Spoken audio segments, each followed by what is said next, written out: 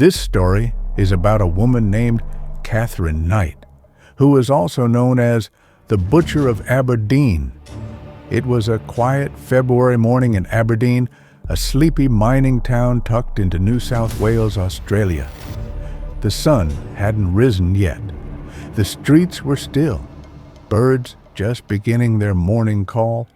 But inside the Price household, something unholy had happened. John Price's neighbors noticed he hadn't shown up for work. That wasn't like him.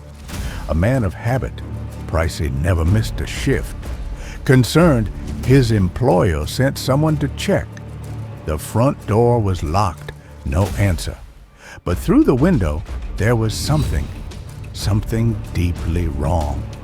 There was a crimson trail that led from the hallway into the kitchen. The man called the police, and when they arrived, they kicked in the door. What they found inside was a scene straight out of a horror film.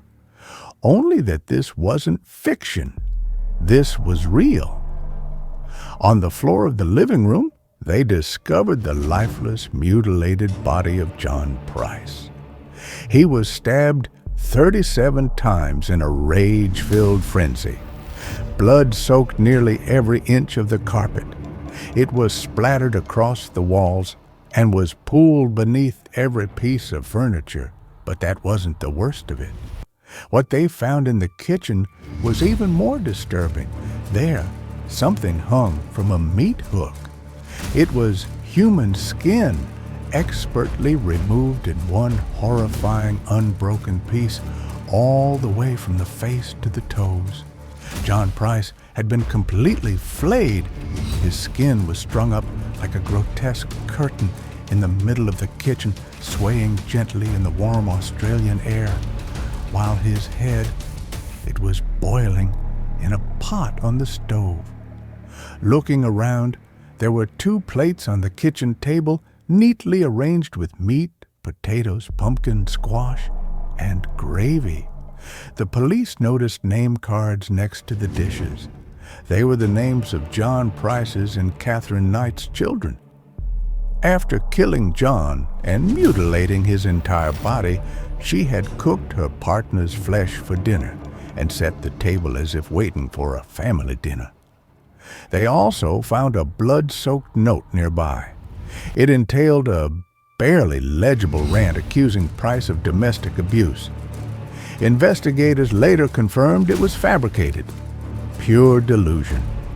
After searching for Katherine, she was found unconscious in the bedroom. She overdosed on sleeping pills in a failed suicide attempt.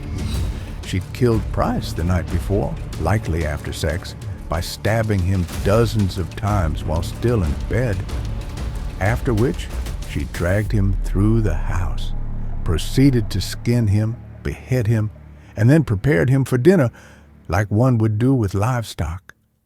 After the case went to court, Katherine Knight showed no remorse, and at trial, she pleaded guilty.